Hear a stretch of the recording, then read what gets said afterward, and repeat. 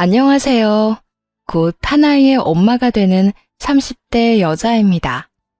기존의 다른 사연과는 다르게 개념을 상실해버린 시모와 절연한 이야기를 들고 여러분을 찾아뵙게 되었는데요. 도대체 어떤 시댁이었기에 절연까지 하게 된 것인지 분노 유발 가득한 이야기 한번 들어보실래요? 결혼할 때부터, 아니 연애 시절부터 남편은 시모와 정이 있는 것 같진 않았어요. 사별한 시모는 남편을 오롯이 혼자 키운 분이라 각별할 법도 한데 남편은 그러지 않더라고요. 도리어 시모 이야기가 나오면 은근슬쩍 말을 돌린다든지 그렇지 않으면 이런 말을 하곤 했습니다. 자기는 우리 엄마 신경 안 써도 돼. 나랑 결혼하는 거지 엄마랑 결혼하는 것도 아니니까 말이야. 그래도 결혼하면 한 가족이 되는 건데 어떻게 신경을 전혀 안 쓸 수가 있겠어? 우리 엄마 성격 내가 잘 아는데 자기가 한번 신경 쓰고 잘하기 시작하면 끝도 없이 바랄 사람이야. 그러니까 당신은 우리 엄마한텐 신경 끄고 나하고만 잘 살아주면 돼. 우리 엄마는 내가 알아서 할게. 왜 이런 말을 하는가 의아했는데 굳이 오래 걸릴 것도 없이 상견례 자리에서 딱 알겠더라고요. 시모는 그 자리에서부터 독보적인 존재감을 드러내기 시작했어요. 마치 세상에서 자신보다 잘난 사람은 없다는 듯 굴더라고요. 종업원을 대놓고 무시하는 것도 모자라 최종 학력이며 처녀 때는 무슨 일을 했는지 현재는 무슨 일을 하는지 등등 무례한 질문들을 쏟아내며 아나무인으로 굴었죠. 정작 가장 못 배우고 가진 것도 없는 것이 시모 본인인데 말이에요. 한마디로 그저 입만 산 그런 사람이었습니다. 거기에다 상견례 자리에서 여태 한 번도 상의한 적도 없었던 합가 이야기를 꺼내더라고요. 애들 결혼하면 한 3년 정도는 제가 끼고 살면서 이것저것 알려주려고 합니다. 요즘 애들 제대로 된 음식도 하나 못하면서 시집와서는 남의 집 귀한 아들 굶기곤 하던데 난 절대 그 꼴은 못 봅니다. 전혀 이야기도 나온 적이 없는 통보라 꽤나 당황스럽더라고요. 부모님도 당혹스러움을 감추지 못하고 있었고 전 그저 눈치만 살필 뿐이었죠. 그 순간 제가 뭐라고 하기도 전에 남편이 딱 잘라 시모의 제안을 거절하더라고요. 그러면 그냥 내가 이 결혼 안 할게. 합가할 바엔 결혼을 안 하는 게 나아. 뭐? 아들, 지금 너 그게 무슨 말이야? 그렇잖아. 나는 유정이 행복하게 해주려고 하는 결혼인데 엄마랑 같이 살면 유정이가 행복하겠어? 내 생각엔 그 반대일 것 같아서 말이야. 결혼하는 순간부터 지옥문이 열릴 건데 그럴 바엔 결혼 안 할래. 그냥 유정이랑 동거나 하면서 평생 연애나 하지 뭐. 뭐야? 넌 그게 손주만 기다리는 엄마 앞에서 할 이야기야? 그 말도 좀 하지 마. 우리는 이세 계획도 아직인데 엄마가 왜 손주를 바라고 있어? 엄마, 내가 미리 이야기하는데 혹시나 우리 유정이 시집살이 시킬 생각이면 애초에 그 생각 버려. 그냥 우리 둘이 잘 살게 지켜만 보란 말이야. 남편은 꽤 단호했고 시모도 그 자리에선 한 발 물러서더라고요.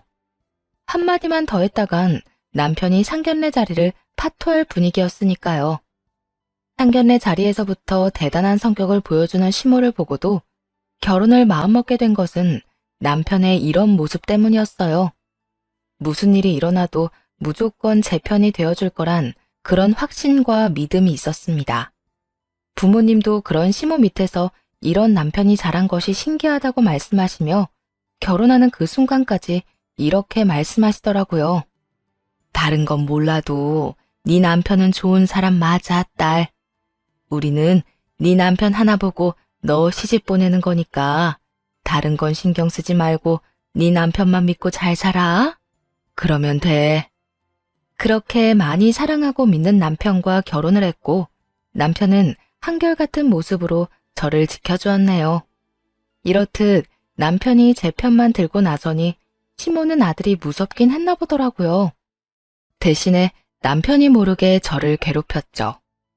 결혼을 하고 난 후 신혼집 근처 상가에 수제 쿠키집 가게를 열었는데 시모는 그곳에 찾아와 진상을 부리더군요. 있는 친구, 없는 친구들을 다 끌고 와 계산도 하지 않고 커피 무한리필에 쿠키와 빵은 있는 대로 다 집어가서 먹곤 했어요. 정여사, 그런데 먹고 싶은 거 다 가져다 먹어도 되는 거야? 그러게, 우리가 이렇게 먹으면 며느리 장사는 어떻게 해? 걱정하지 말고 그냥 마음껏 먹어. 커피야 다시 내리면 되고, 이까지 간식이야 다시 만들면 되지. 우리 며느리가 손이 빨라서 다시 다 채워놓을 테니까 갈 때 싸가지고 가서 자식들 나눠주고 해. 알겠지? 아니, 우리가 괜찮다고 하니 먹긴 먹는데 이렇게 많은 거 계산은 정여사가 하는 거야? 계산은 무슨? 세상 어느 시어머니가 며느리 가게 와서 계산을 해? 그런 걱정은 하지도 말고 마음껏 주워 먹기나 해. 이렇듯 계산은 물론 하지 않았고 다른 손님에게 팔 것도 없이 다 먹고는 주머니에까지 챙겨가니 난감하더라고요. 거기에다 얼마나 목청껏 떠들어대는지 다른 손님분들께도 민폐가 되는 지경이었죠. 어느 날부턴 시모와 그 친구들이 가게를 방문하는 날엔 들어오던 손님들도 다시 발길을 돌려버리기 일쑤였고 손해가 이만저만이 아닌 상황이었어요. 결국 돌아가는 시모를 붙잡고 이야기를 할 수밖에 없었네요. 저기 어머님, 앞으로 친구분들이랑 오시는 건 좀 자제해 주세요. 정 오시겠다면 오셔서 조금만 조용히 해주시면 감사하겠습니다. 뭐야? 너 지금 공짜 커피 간식 먹으면서 왜 그렇게 시끄럽게 구냐고 애둘러 이야기하는 거야? 완전히 틀린 말은 아니라서 아니란 말은 못하겠네요. 제가 이때껏 말을 못해서 그렇지 어머님이랑 친구분들 오시면 다른 손님들이 들어오다가도 도로 돌아가요. 그것뿐인 줄 아세요? 묻지도 않고 배달 나갈 쿠키까지 다 쓸어다 가지고 계시잖아요. 저요, 땅 파서 장사하는 거 아니에요. 이렇게 자주 와서 길게는 4시간씩 가게 장사도 못하게 방해하는데 제가 더는 참을 수가 없네요. 네가 참을 수 없으면 어쩔 거야? 여기 내 아들 돈으로 연 가게 아니니? 내 아들 돈 들여 이런 가게 사장 짓이나 하고 있으면서 나한테 그 정도도 못 해준다는 게 말이나 돼? 네가 뭐라고 하든 난 매일같이 친구들이랑 와서 놀 거니까 그런 줄 알아. 시모는 아주 큰 착각을 하고 있더라고요. 그래서 그 착각의 늪에서 시모를 꺼내주며 다신 오지 말라고도 못 박았네요. 이 가게 여는데 남편 돈 하나도 안 들어갔어요. 제가 원래 하던 가게 처분하고 여기로 옮겨온 거라서 돈이 들기는커녕 남았다고요. 그러니까 이상한 권리 내세우지 말고 다신 오지 말아주세요. 지나가시다가 잠시 들려서 커피 한 잔, 쿠키 몇 개 가지고 가시는 건 이해하도록 해볼게요. 웃기지도 않아? 내가 그 말을 믿을 것 같아? 그리고 그 말이 사실이라고 한들 내가 왜 네 말을 들어야 하는 건데? 너 뭔가 크게 잘못 생각하고 있는 것 같은데? 내가 시어머니고 네가 며느리야. 네가 나한테 이래라 저래라 할 자격이 없다. 이 말이라고. 어머님이야말로 잘못 생각하고 있는 것 같은데 제 가게는 제가 왕이에요. 제가 어머님이랑 어머님 친구분들 손님으로 받지 않겠다고 하면 그걸로 끝인 거라고요. 그러니까 또 찾아와서 진상짓 부릴 생각 하지도 마세요. 진상? 너 지금 나한테 진상이라고 했니? 네, 진상이라고 했어요. 어머님, 제가 어머님이랑 어머님 친구분들 때문에 입은 손해가 얼마인 줄이나 아세요? 여기 동네 장사이고 소문이 그만큼 중요한 곳인데 어머님 때문에 자주 오던 단골 손님들도 요즘 잘 오지도 않고 매출 차이가 무시할 만한 상황이 아니라고요. 그래서 배달이라도 보내려고 하니 만든 쿠키는 죄다 챙겨가시는데 장사를 할 수 있겠어요? 저도 저 살려고 이러는 거니까 더는 오지 마세요. 너 나한테 이딴 식으로 굴었다간 크게 후회할 건데 괜찮겠니? 이미 후회를 많이 해서 더할 후회도 없어요. 그러니까 와서 장사 방해나 하지 마세요. 시모는 기분이 많이 상했는지 얼굴을 붉히며 가게를 나가버렸고 가게 앞에서 이야기를 엿듣고 있던 친구분들도 양심은 있었는지 저와 눈도 마주치지 못하고 가버리더군요. 그러게, 작작 좀 했다면 저도 이렇게까진 하지 않았을 텐데 먼저 양심도 없이 군이 매몰차게 나갈 수밖에 없는 입장이었죠. 시모는 모욕을 당했다고 생각했는지 화가 많이 난 모양이더라고요. 살이 판별도 못하고 남편에게 다 잃어버렸다고 들었으니까요. 애초에 남편 모르게 저를 괴롭히려 가게를 찾아온 것이면서 말이에요. 본인 스스로 가게를 들락거리며 저를 괴롭힌 걸 다 말했으니 그 결과는 굳이 듣지 않아도 뻔한 일이었죠. 여보, 우리 엄마 가게 찾아갔었다며? 도대체 왜 나한테 말을 안 한 거야? 그런 것까지 말해서 뭐해. 당신도 회사 일로 충분히 힘들잖아. 괜히 신경 쓰이게 하고 싶지 않았어. 혹시 내가 어머님 그렇게 쫓아내버려서 당신 섭섭한 거 아니지? 섭섭하기는. 오늘 엄마가 전화 와서 있었던 일 말하면서 하소연하길래 나도 한 소리 해줬어. 거기가 어디라고 친구들까지 찾아가서 방해를 하냐고 말이야. 내가 진작 알았으면 당신이 그런 말까지 할 필요는 없었을 텐데 내가 미안해. 당신이 왜 미안해. 그런 일 있다고 말 안 한 건 나야. 당신은 전혀 미안해할 필요도 없어. 당신이랑 어머님은 별개야, 별개. 그래도 내 마음은 그렇지가 않아. 오늘 엄마가 아들 낳아봤자 아무 소용이 없다고 하면서 우는 소리 하는데 그 말에 마음 아프기는커녕 당신 걱정만 되더라고. 오죽했으면 당신이 엄마를 그렇게 내쫓았을까 해서 말이야. 그런 말씀까지 하셨어? 당신이라도 좀 달래주지 그랬어.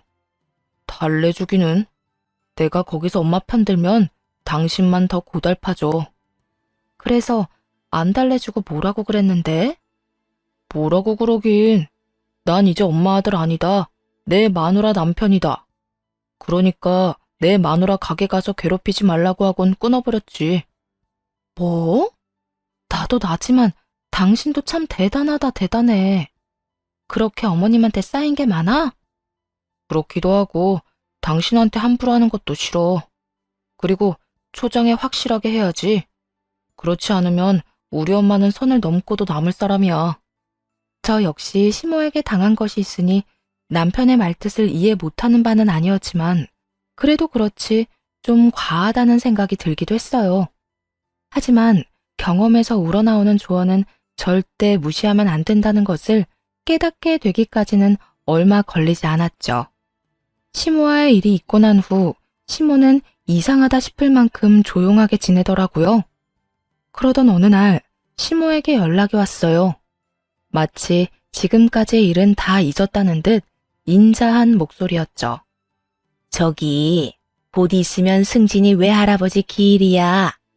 내 친정엔 제사 챙길 사람이 마땅치 않아서 이때껏 제사 같은 건 안 지냈는데 아무래도 올해부터 챙겨야겠다.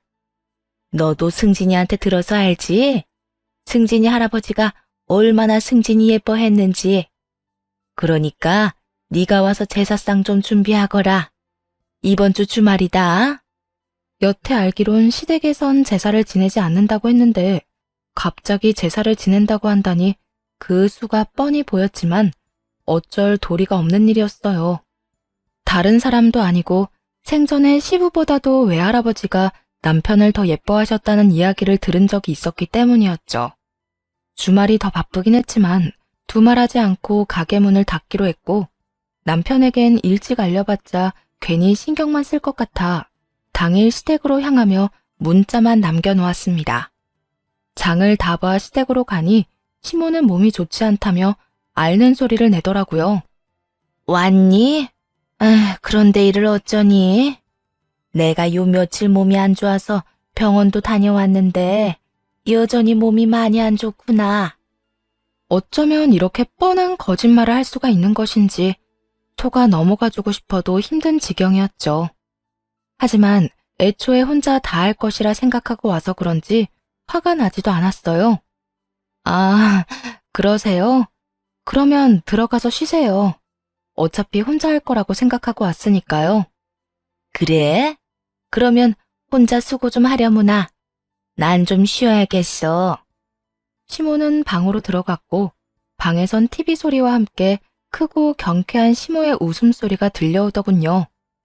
화가 나지 않았다고 하면 거짓말이겠지만 그럼에도 좋은 마음으로 음식을 준비하려 애썼습니다. 그렇게 한참 제사 준비를 하고 있으니 화가 잔뜩 난 남편이 들어오더라고요. 시댁으로 들어선 남편은 다짜고짜 화를 내며 시모를 찾기 시작하더군요. 엄마! 엄마! 넌 왔으면 왔지. 왜 이렇게 소리를 질러? 여기 귀먹은 사람 아무도 없어, 얘. 내가 지금 소리를 안 지르게 생겼어? 외할아버지 제사를 왜 갑자기 지낸다는 거야? 그거야. 지낼만 하니까 지낸다고 그러지. 넌 네 할아버지 불쌍하지도 않아?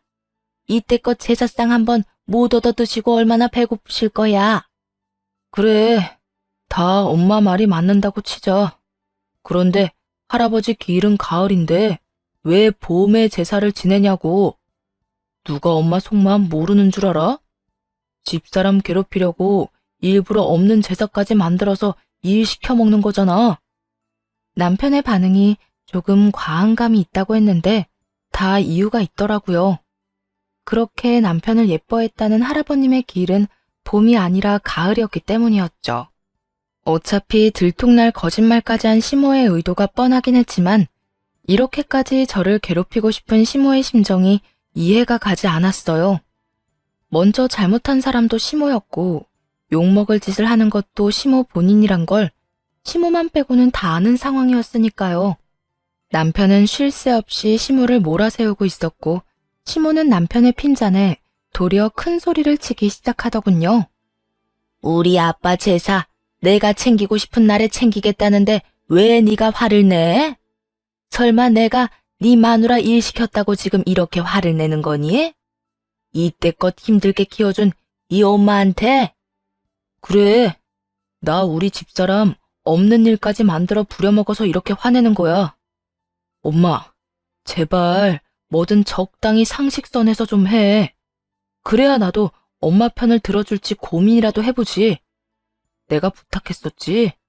괴롭히고 싶으면 하던 대로 나나 괴롭히라고. 이 사람은 그냥 좀 내버려 두라고. 엄마가 원하는 대로 용돈도 주고 생활비도 주고 다 주는데 왜 이렇게 이 사람을 못 잡아먹어서 안달이야?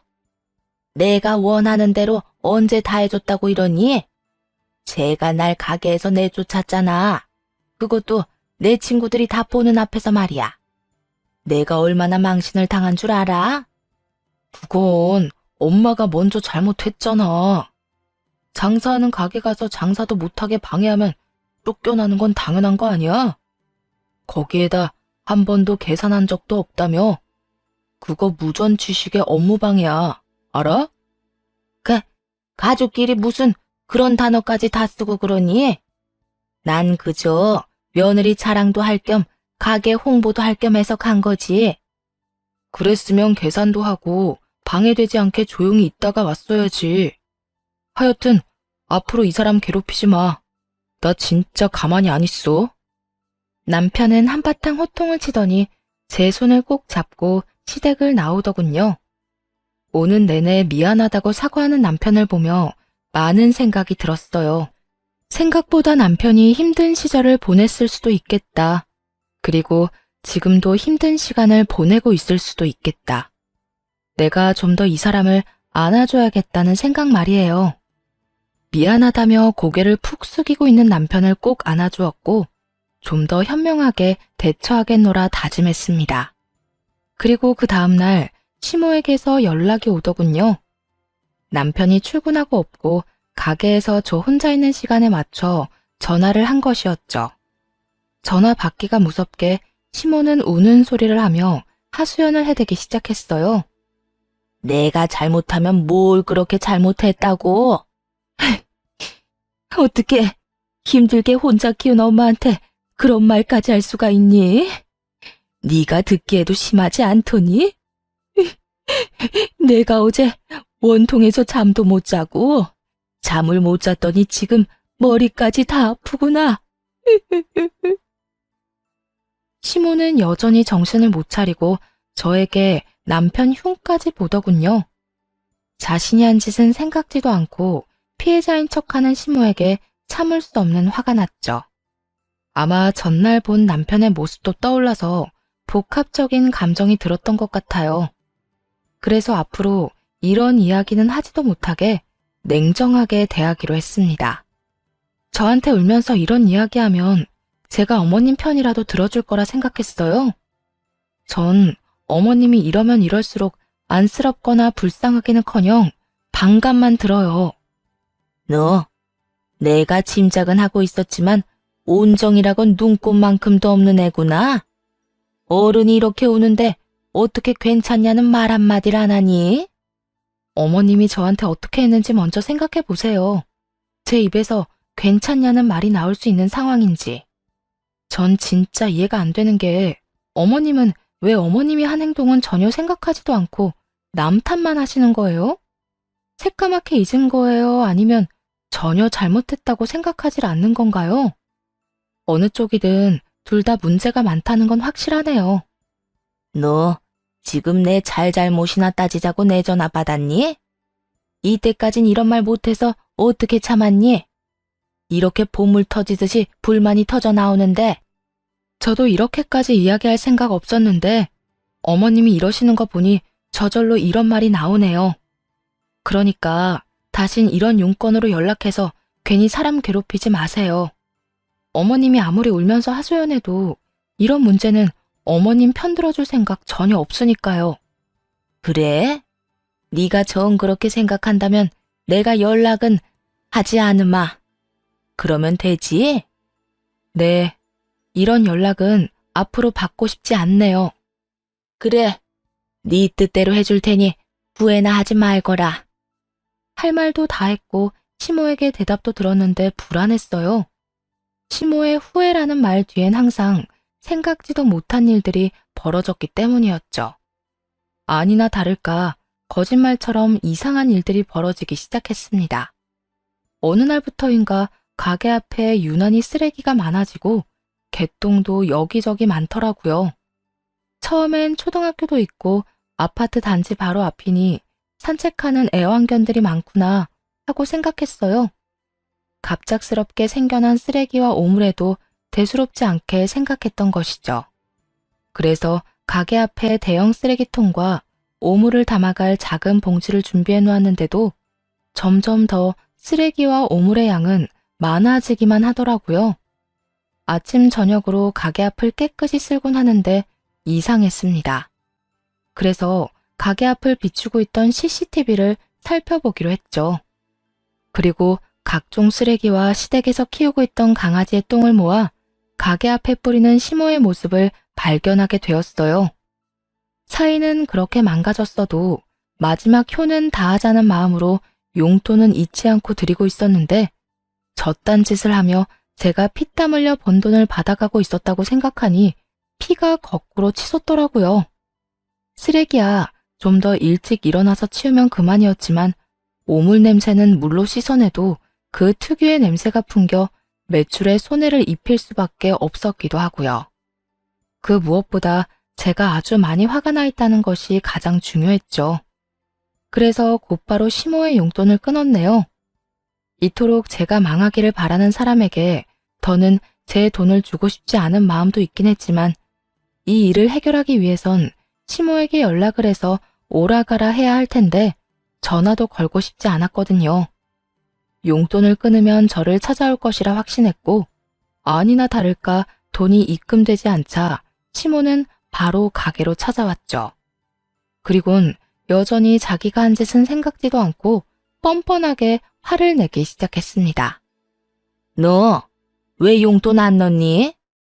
아무리 우리 사이에 요즘 불미스러운 일이 좀 있었다고 해도 줄 건 줘야 할 거 아니야. 내가 몇 푼 되지도 않는 돈 때문에 여기까지 찾아와야겠어? 저도 그까짓 몇 푼 주고 말자는 생각으로 드렸었는데 요즘 장사가 잘 안 돼서 그까짓 몇 푼이 부담스러워서 못 드렸어요. 아무리 장사가 안 된다고 해도 내 용돈은 건드리면 안 되지. 장사가 안 되는 정도가 아니라 아예 손님이 없어요. 아니, 누가 가게 앞에 쓰레기를 버리고 가는 것도 모자라서 강아지 오물까지 버리고 간 거 있죠? 쓰레기야 치우면 되지만 오물 그 특유의 냄새 때문에 손님 발길이 뚝 끊겼어요. 이러다 월세도 못 내게 생겼다고요. 이런 상황인데 어머님 용돈을 어떻게 드리겠어요? 시모의 표정에선 계획대로 저의 일을 망쳐놨다는 기쁨과 그 때문에 용돈이 끊겨버렸다는 분노 등 여러 가지 감정이 보이더라고요. 가게를 망쳐놓은 생각만 했지 그게 용돈에 영향을 끼칠 거란 생각은 전혀 하지 못했던 것이었죠. 그래서 앞으로도 못 준다 이 뜻이니? 그러면 내 생활은 어떻게 하고? 남편도 생활비 정도는 드리잖아요. 우선 그걸로 생활 좀 하세요. 그리고 저도 범인 잡히는 대로 그 손해배상금 받아서 드릴게요. 범인? 손해배상? 네, 범인이 CCTV가 있다는 사실은 전혀 인지를 못한 모양이더라고요. 아니면 보긴 봤는데 가짜라고 생각했나? 하여튼 아직 저도 확인은 안 해봤는데 경찰에 신고는 하려고요. 이거 영업방해죄라서 손해배상금 물을 수 있을 텐데 그 돈 받아서 용돈 드릴게요. 아, 어머님 계실 때 신고해야겠어요. 이상하게 지은 죄도 없는데 경찰분들 오면 긴장부터 돼서 아직 신고를 못하고 있었거든요. 지금 바로 해야겠다. 시모의 얼굴은 점점 더 사색이 되어갔고 휴대전화를 꺼내 112를 누르기 시작하자 다급하게 막더라고요. 그리곤 갑자기 고해성사를 하기 시작했죠. 그럴 필요 없다. 내가 그랬으니까. 어머님이요? 도대체 왜요? 그게 그냥 네가 미워서 그랬어. 네가 시집 오기 전까지는 내 아들이 나한테 이런 적이 단 한 번도 없었는데 내 아들이랑 이렇게 된 게 전부 네 탓이잖니. 거기에다 네가 날 그렇게 무시하니 내가 화가 나지 않았겠어? 그래서 그랬다. 그러게 누가 그렇게 버릇없게 연락도 하지 말란 말 하라고 했니? 내가 분명 후회할 거라고 했는데도 넌 끝까지 나한테 사과 한마디 하지 않았으니 이런 결과는 당연한 거야. 시모는 자신이 저지른 모든 일들을 제 탓으로 돌리며 할 만한 일을 했다고 자부하고 있더군요. 차라리 그때라도 미안하다고 화가 나서 그랬다며 용서를 구했다면 저도 그쯤에서 그만했을 텐데요. 시모가 그딴 식으로 나오니 다른 방도가 없겠더라고요. 그건 어머님이 먼저 저를 괴롭혔기 때문에 그런 일들이 벌어진 거예요.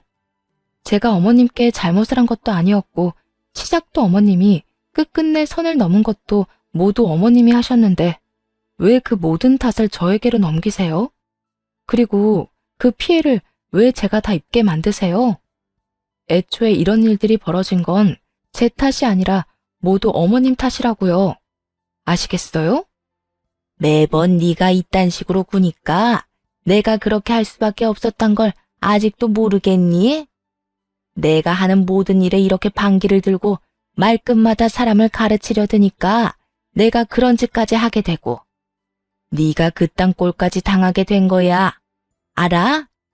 그리고 계속 처음이 어쩌고 저쩌고 그러는데 처음부터 네가 가게에서 날 쫓아내지만 않았어도 이런 일은 없었다. 그날 네가 날 무시하지만 않았어도 내가 그런 말도 안 되는 제사를 만들어내는 일도 없었을 거고 내 아들이 너만 감싸고 도는 일도 없었을 테고 오늘 이런 일도 없었겠지. 그러니까 다 네 탓이야. 아니요.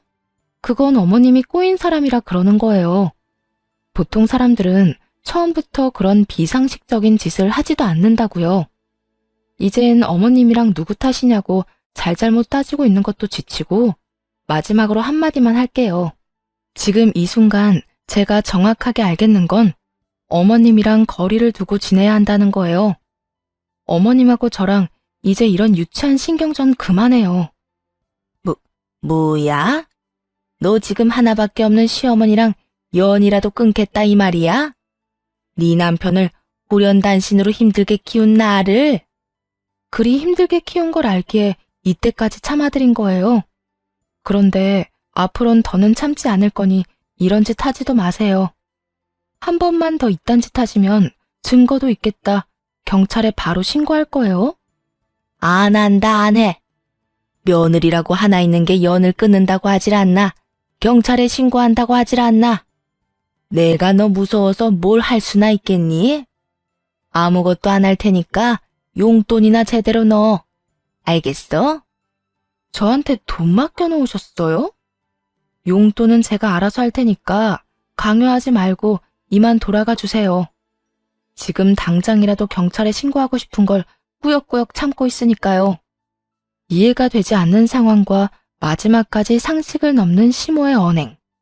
이것이 부디 마지막이길 바라고 또 얼마나 바랐는지 모릅니다. 그때까지만 해도 영까지 끊고 싶진 않았으니까요.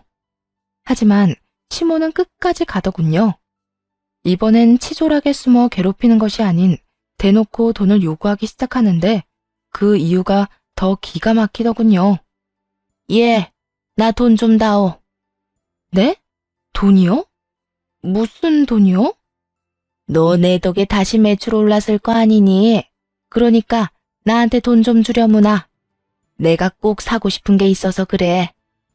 그제야 제가 큰 잘못을 저질렀다는 생각이 들더군요.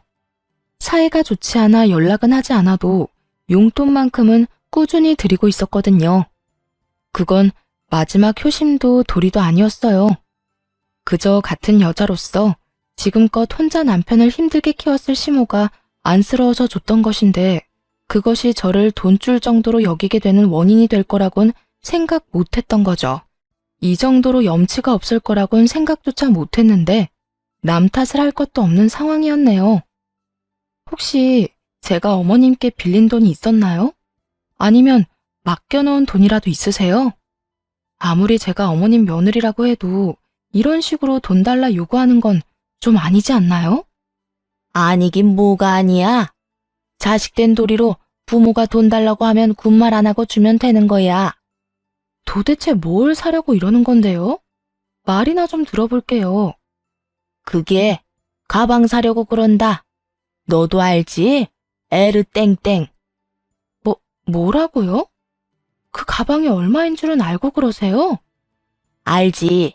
내가 그저께 백화점 가서 다 알아보고 왔어. 너도 알지? 희자. 글쎄 이번에 희자가 며느리한테 명품 가방을 받았다고 하더구나. 어찌나 자랑질을 하는지. 누구 며느리가 없나 얼마나 눈꼴 시렸는지 아니? 그래서 나도 하나 사려고. 희자랑 똑같은 급 사는 건 말도 안 되고 그보다 더 비싼 걸 사야 하지 않겠니? 너 귀찮게 같이 갈 필요도 없고 그냥 돈만 주면 된다. 그 순간 며느리에게 명품 가방을 받았다는 그 친구분의 이야기를 하던 시모의 말이 떠올랐어요. 그 친구분은 아들 집으로 오가며 육아는 물론이고 살림까지 다 살펴주고 있다며 자기는 그렇게는 못한다고 엄포를 놓았던 것이 말입니다. 희자도 멍청하지 않니? 이 나이 먹고 그게 무슨 생고생이야? 며느리한테 다 하라고 하면 되지. 굳이 아들네 오가면서 애 봐주고 살림 살아주고. 그런다고 자식들이 부모 고생하는 걸 알아줄 것 같니? 그러다 몸이라도 아파봐라. 그대로 버림받는 거야. 아픈 순간 요양원 신세나 지게 될 거라고. 하여튼 난 너희 애 낳는다고 해도 절대 봐줄 생각 따윈 없으니 너희가 알아서 낳고 알아서 키워. 알겠니? 그분 며느리는 그분의 호의가 있었기에 감사한 마음을 담아 선물한 명품 가방이었을 텐데요. 시모는 저를 괴롭히기만 했으면서 그 비싼 가방을 받겠다고 우겨대는 꼴이 참 황당하더군요. 그나마 남아있던 안쓰러운 마음도 송두리째 사라지는 순간이었네요. 어머님, 전 그런 돈 없어요. 아니, 있다고 해도 그딴 곳에 쓰라고 줄 생각은 전혀 없어요. 뭐야?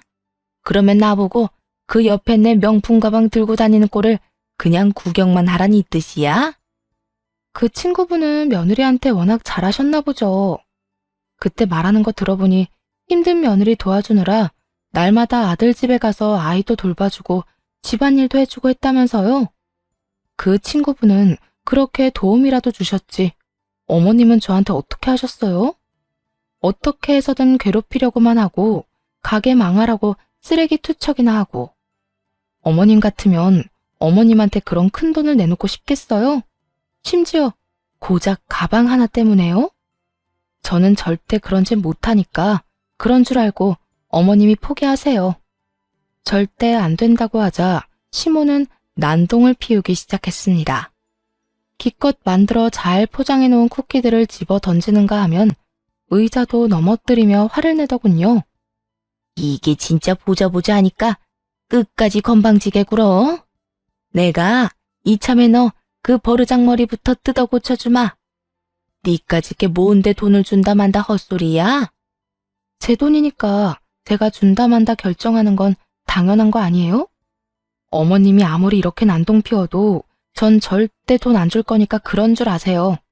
그리고 지금 이렇게 행동하는 것도 다 찍히고 있으니까 다 변상을 각오나 하시라고요. 뭐야? 난동, 변상? 이게 아직도 정신 못 차리고 입을 함부로 놀리지? 너 같은 건 매가 약이야, 매가. 고함을 지르던 시무는 제 얼굴로 손바닥을 내리쳤고 제 얼굴은 붉어지고 있었죠. 정신이 번쩍 들더라고요. 웬만하면 연을 이어가고 싶었던 마음에는 금이 간 지 오래고 더는 이런 식의 관계는 끊어야겠다는 확신이 들었어요. 제 마음처럼 엉망이 되어버린 가게를 천천히 돌아보고는 시무를 똑바로 보며 이렇게 말했습니다. 이제 우리 연 좀 끊고 살아요. 더는 이렇게 사는 것도 지긋지긋하고 어머님, 아니 그쪽 얼굴 보고 싶지도 않네요. 뭐라고? 너 지금 나한테 그쪽이라고 했니? 네, 제가 정성껏 꾸린 가게에 이렇게 번번이 피해만 주고 심지어 제 얼굴에 손까지 댄 사람한테 언제까지 어머님이라고 하면서 떠받들 거라 생각했어요?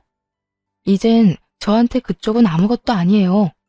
그저 제발 안 보고 살았으면 하는 그런 사람일 뿐이라고요. 너 감히 나한테 이따위로 하고도 내 아들과 계속 같이 살 수 있을 거라 생각하니? 네, 그럼요. 제가 지금 그쪽한테 연 끊자고 했지 남편이랑 이혼한다는 말이 아니니까요. 아주 큰 착각을 하는구나. 네 남편이기 전에 내 아들이야. 내가 네가 지금 나한테 한 짓 다 말하면 내 아들은 너랑 당장 이혼하자고 할 거라고. 아, 그래요? 그건 두고 보면 알겠네요. 확신을 하고 있는 시모가 보는 앞에서 남편을 불렀고 상황을 전해 들은 남편은 바로 가게로 오더라고요. 시모는 남편을 붙잡고 피해자인 양 하수연을 늘어놓기 시작했습니다. 아들, 글쎄 얘가 나한테 뭐라고 한 줄이나 아니? 나한테 연을 끊자고 하더라. 그것뿐인 줄 알아? 나한테 그쪽이란다, 그쪽. 어떻게 나한테 그딴 말을 할 수가 있어? 너 당장 이혼해라. 난 우리 아들이 저딴 여자랑 사는 거 보기 싫다. 내 눈에 흙이 들어가도 싫어.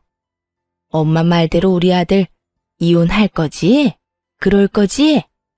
남편은 듣는 둥 마는 둥 하며 시모가 한껏 난동을 부려 엉망이 되어버린 가게와 빨갛게 부풀어 오른 제 뺨을 살펴보더군요. 그리곤 시모를 무섭게 바라보며 입을 열기 시작했어요. 엄마, 이 사람 때렸어? 이 가게도 이렇게 만든 거고? 그래. 내가 화가 나서 그랬어. 제가 나한테 얼마나 심하게 굴었으면 내가 이런 짓까지 했겠어? 우리 아들은 엄마 이해하지.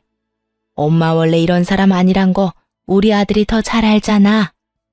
시모는 여전히 당당했고 남편은 그 모습이 더욱 화가 난다는 듯 고함을 지르기 시작했어요. 엄마, 내가 좀 하지 말라고 그렇게 말했잖아. 내가 그렇게 부탁을 했는데 엄마는 그냥 가만히 있는 게 그렇게 힘들어? 그 가방이 얼마인 줄이나 알아? 한두 푼짜리도 아니고 그 가방 안 사준다고 이렇게 난동을 피우는 사람이 어딨어?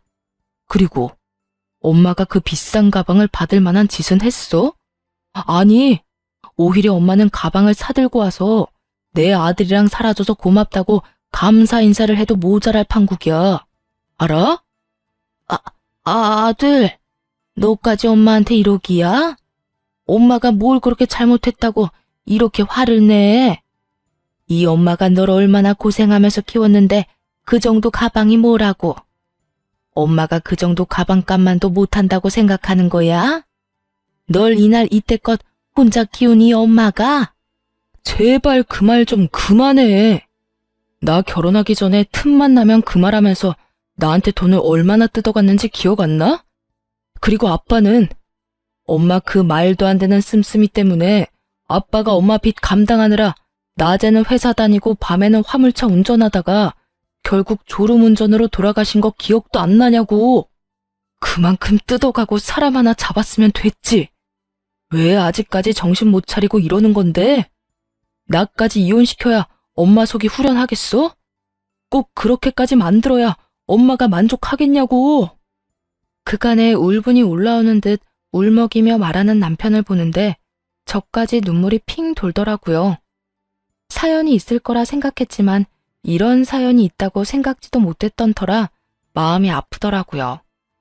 저도 이렇게 마음이 아픈데 오히려 당사자인 시모는 아무렇지 않은 표정으로 콧방귀까지 끼며 도리어 화를 내더라고요. 참나, 내가 뭘 어쨌다고 그때 이야기까지 꺼내는 거야? 내가 네 아빠한테 새벽같이 운전이나 하면서 돈 벌어오라고 등이라도 떠밀었니? 아니잖아. 네 아빠가 혼자 오바해서 그렇게 돈 벌고 다니다가 사고 난 걸 왜 내 탓을 하는 거야? 그리고 너도 그래. 네가 나한테 돈을 주면 얼마나 줬다고 이렇게 고함을 질러? 누가 들으면 수백억이라도 준 줄 알겠다. 어른만 아니라면 한 대 올려붙이고 싶은 심정이었어요. 엄마라는 사람이, 아니, 사람이 어떻게 저딴 말을 아무렇지 않게 할 수 있는 것인지 화가 나더라고요. 저는 화가 나 몸이 떨려오는데 남편은 오히려 시모의 말로 인해 모든 것이 정리가 되었다는 듯 후련한 표정이더군요. 들을 말을 들었으니 더는 고민할 필요가 없다라는 얼굴이었어요. 그리곤 그 정리가 된 마음을 표현하기 시작했습니다. 나는 그래도 엄마가 날 낳아주고 날 키워줬으니까 마지막까지 엄마 놓지 않고 잘 살아보려고 했어. 그런데 더는 아니야. 난 적어도 엄마가 반성이란 걸 조금이라도 하는 줄 알았는데 지금 말 들어보니까 그것도 전혀 아니구나. 그래, 엄마 말이 다 맞는다고 치자. 엄마 말대로 엄마는 아빠 등 떠민 적도 없고 내가 엄마한테 수백억까지 주지도 못했어. 우리가 다 잘못했다고 칠 테니까 엄마랑 나 이제 그만 보고 살자.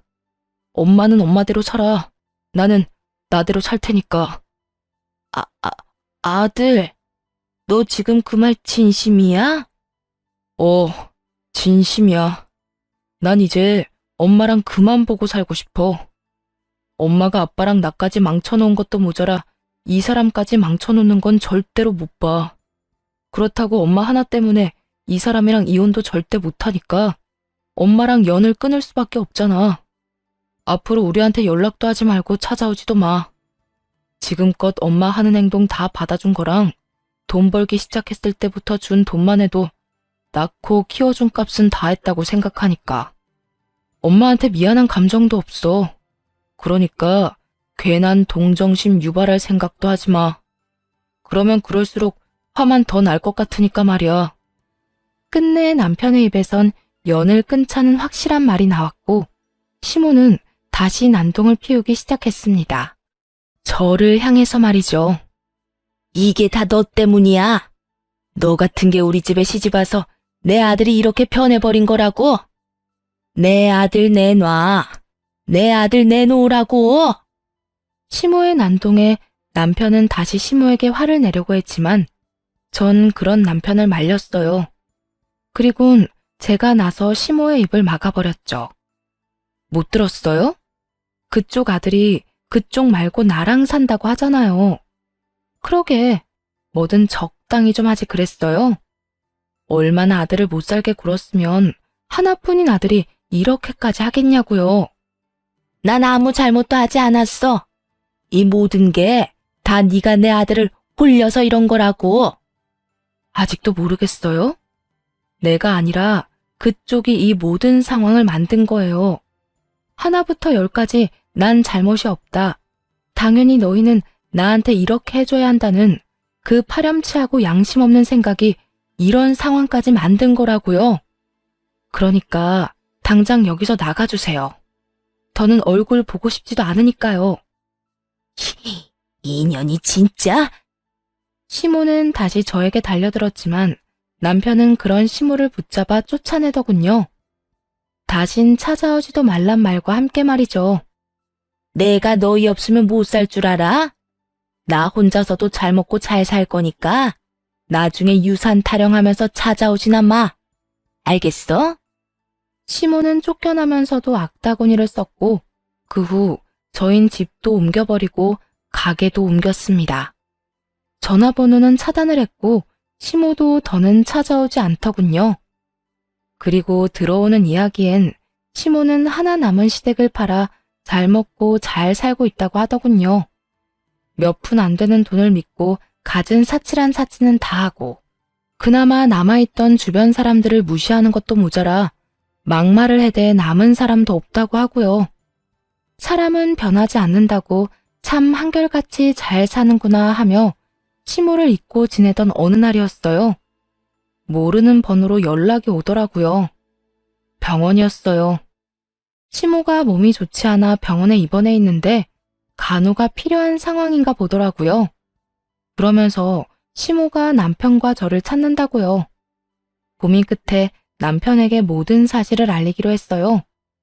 아무래도 제가 결정할 문제는 아니라고 생각했으니까요.